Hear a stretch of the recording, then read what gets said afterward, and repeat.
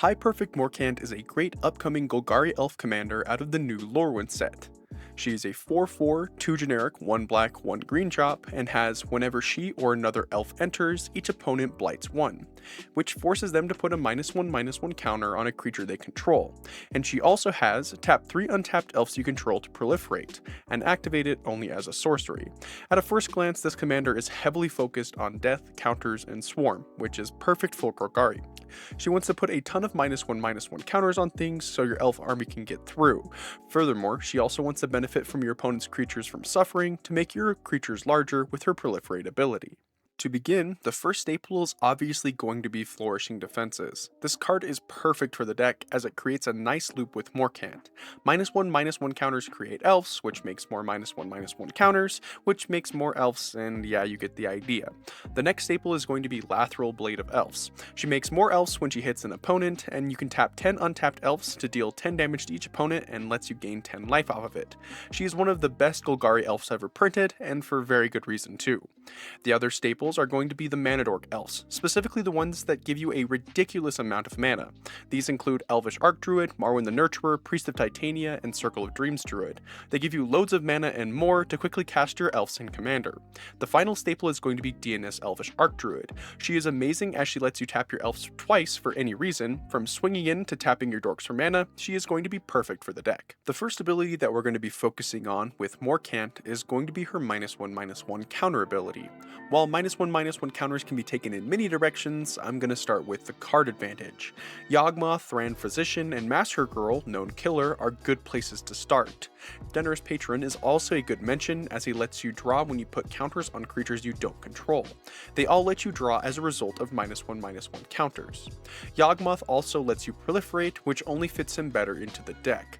Next up, I have to mention the non-elf swarm from -1/-1 counters.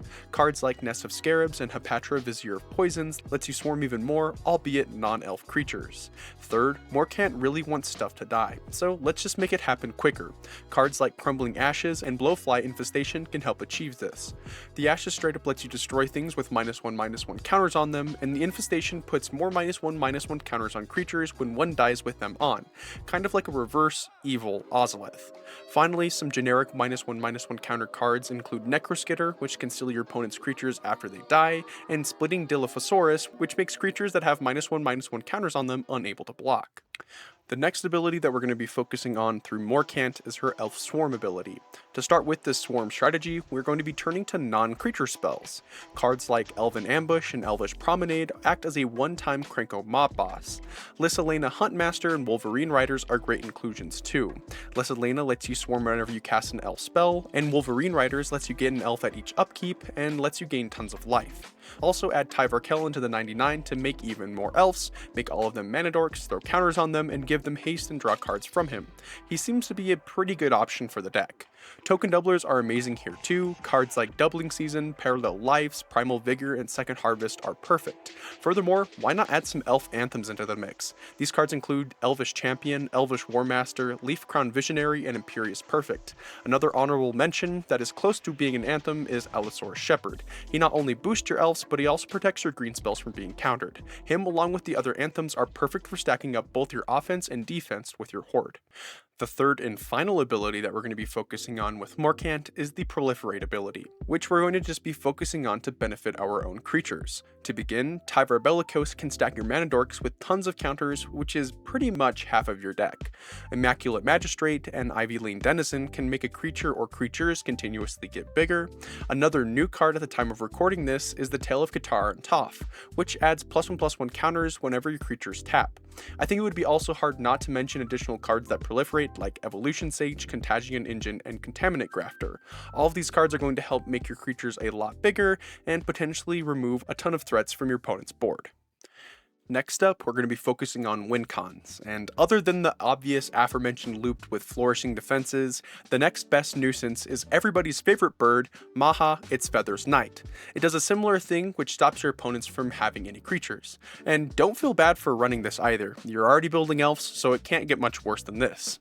Poison counters are also a decent route with how many times you can proliferate. Cards like Bloated Contaminator, Tainted Strike, and Skithrix the Blight Dragon are definitely good considerations. Gruesome Fate can also rip apart apart your opponents easily, and an honorable mention is Shaman of the Pack, which can easily one-shot one opponent. Finally, run the card that elf players are known for perfectly top decking whenever they're about to lose a game with a semi-decent board state. This card is none other than Craterhoof Behemoth. I don't really have to do much explaining for him, but some decent alternatives are Endrace Forerunners and Overwhelming Stampede. They're not as impactful as the OG, but they can usually get the job done. Now on to some other additions. Protection is great for any commander deck, and there are elf-specific cards that can help achieve this. These include Eladamri, Lord of Leafs, which gives all of your elves Forest Walk and Shroud, and Azuri, Renegade Leader, which can constantly regenerate your elves as well as be a potential win-con. Life Gain also has some serious space here too, as elves like to do a lot of it. Cards like Well-Wisher, Essence Warden, and Rice the Exiled can let you get easily ahead of your opponents and in range of the laser. Finally, the Spiciness Section. A good start to the Spiciness Section is going to be Staff of Domination with any mana dork that can add for more than 4 mana. This lets you get controllable, infinite mana, life, card draw, and can let you tap all of your opponent's creatures. Another spice you can add to the mix is one-sided removal, which cards like Kindred Dominance, Crippling Fear, and Ruthless Winnower can do. To close this spice bag up, Weird Harvest, as its name suggests, is a weird card to add to the deck.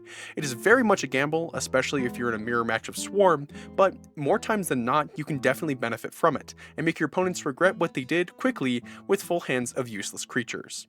Overall, High Perfect Morcant has a lot of potential and ways to be built as a commander. The multiple abilities and synergies with elves makes her a great template, without being a glass cannon, which most commanders struggle with. She's going to be a great commander to build around if you decide to do so. As always, thanks for watching, and happy brewing!